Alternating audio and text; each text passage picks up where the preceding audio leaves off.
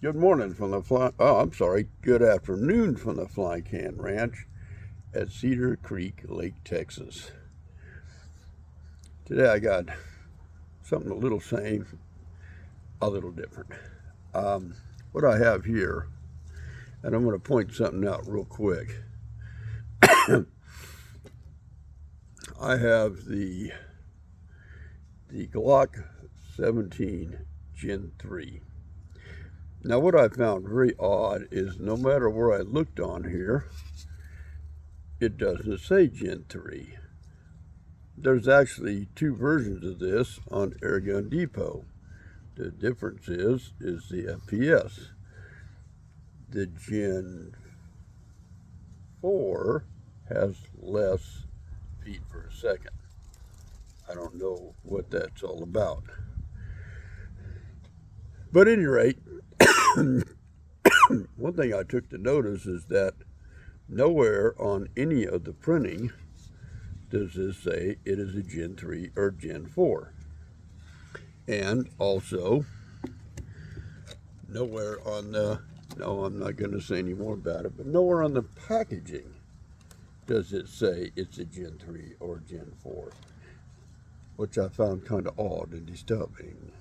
But at any rate, if I was to pick up, and it'd be very hard to see, the Gen 5, it's printed right here on the side, it's a Gen 5.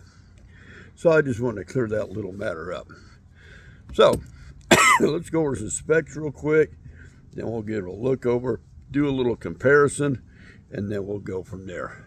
So, this is the Umarex Glock 17 Gen 3 BB pistol, and it is a blowback. Sounds so good. Now, 177 caliber steel BBs. They say it does about 365 feet per second, 365 feet per second. And the overall length is 7.75. The barrel length is 4 inches. And it comes in at about 1.60 pounds. So, all that other way, I don't know what got on the top of that. At any rate, we'll look it over. We're going to look at this side. We'll turn it around. You can see it's got the nice dotted sights. No, you cannot drift the front sights. The sights are not adjustable. We'll swing it around. You can see the front of it. We will bring it around, and you'll see here. Pretty much. Now, as I said, this is a blowback. It does lock back after the last shot. So we talked about the sights. It's got your little striping right there to cock it. Whereas I noticed on the Gen 5, you have that on the front and on the rear. Moving right along. This one has the finger grooves going down into the grip, and it feels quite nice. What you see there is what you get. And I mentioned before on the Smith & Wesson, it's not a minor thing, but on the trigger piece here, it does have just a little stippling here. As I said before, that was designed that in shooting things, some guys would actually hook their finger around that and kind of use that to pull the pistol down to control the recoil. That was basically what that was for. But it's on there. It's got some nice stippling right along here on the front as well as the rear. If I turn it around, well, hold on here, I'll push the slide back. Flip that up on the left, your left side will be your slide release, just like that. And I'm going to be very honest with you. I'm not sure if it doesn't appear to be field strippable. So, does have the rail here. And like all these, it has the safety underneath, which is to me, kind of a pain to operate. And as we've mentioned before, if you put a laser light down there, well, that blacks off, it just blocks off your safety. So all in all, that's about that part of it. Now, if you'll bear with me, we'll go over a few other things. We'll start with these. We'll just put some in this tray.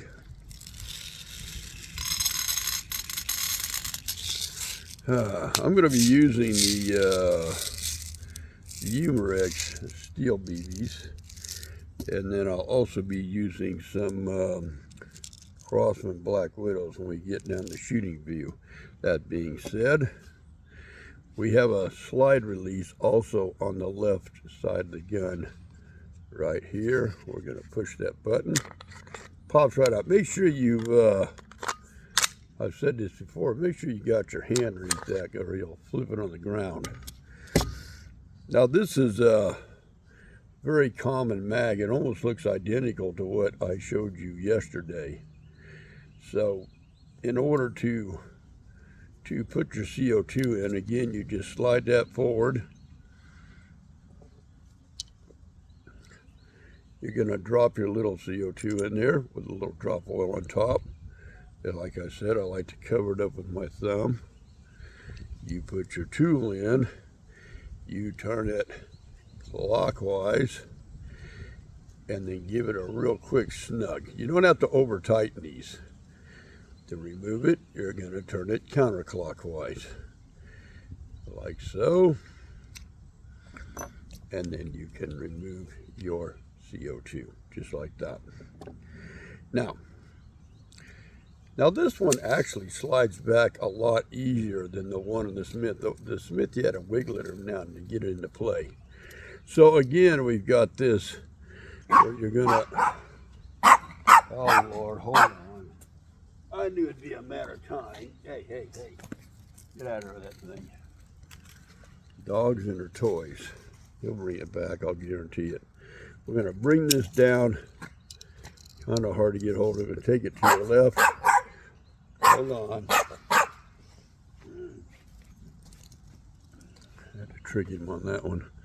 To the left. You know what? I forgot exactly how many it holds. I think it's 16. We'll count them off. 1, you put them right here in the front. 2, 3, 4, 5, 6, 7. Try to get them a little staggered, as I mentioned yesterday.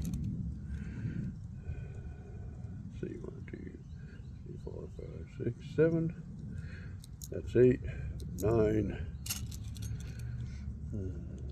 10, 11, 12,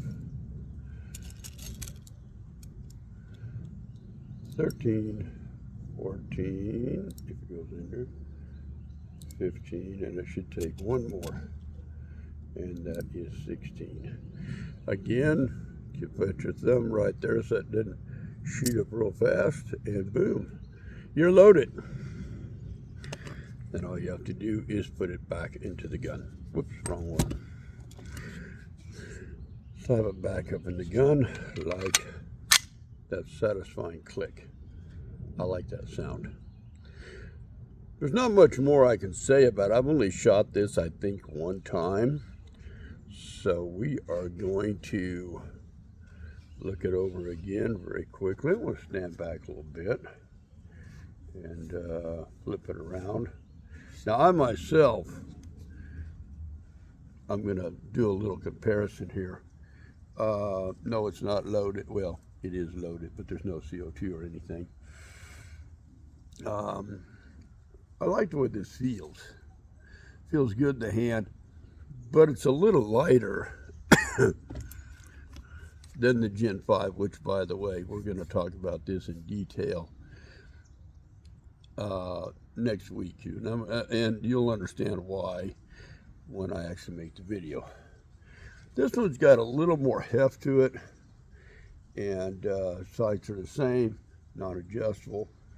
I can't really say, I would say I like one more than the other, with the exception of the problem I had with this, which I admit may have been my undoing.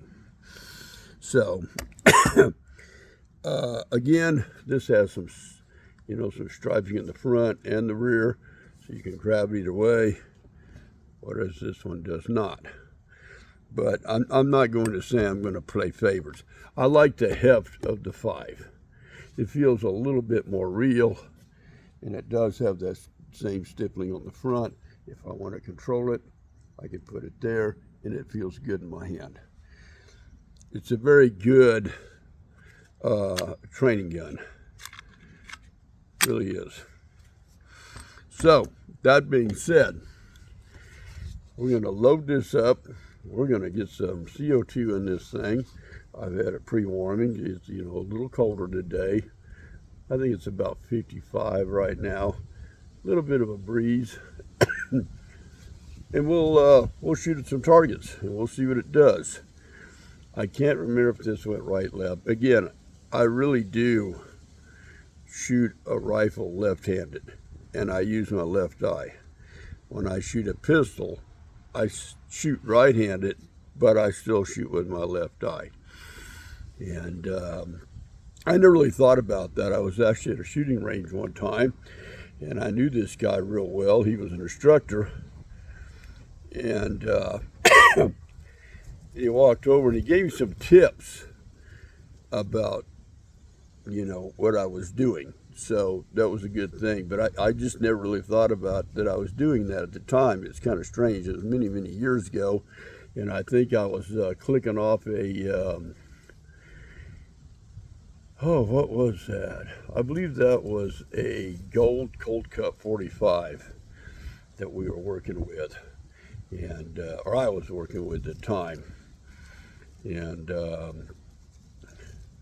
he had like a Colt Compact, or I'm sorry, Colt Combat. Had been really worked over, and but him and I were talking, and he just came over and was giving me some tips, and he said, "Hey, I noticed you shoot a rifle left-handed." I said, "Yeah." He said, "Well, yeah." I said, "You shoot a rifle left-handed?" I said, "Yeah." And he said, "Well, you're right-handed with a pistol." And I said, "Yeah." I said, "I'm that." He said, "Well, you're using your left eye." And I said, "Yeah, I couldn't, I don't even know if I could shoot this one. I could give it a try. Who knows?" But at any rate, so that was just an interesting time. So we're going to put together a shooting review, and we'll get this one up and rolling. And that's how we do it at the Flying Can Ranch. Yeah, I got to go get my taxes done today. That's going to be fun.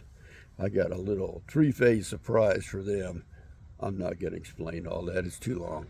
But at any rate, we'll get some targets set up, and we'll get to blasting. We actually got a good 111-mile ride in yesterday. Perfect weather, very little traffic. Just had a blast, ate some good Mexican food, and went back to the house. So that's how we do it at Flying Can Ranch. Let's get this thing rolling, and we'll see you in a little bit.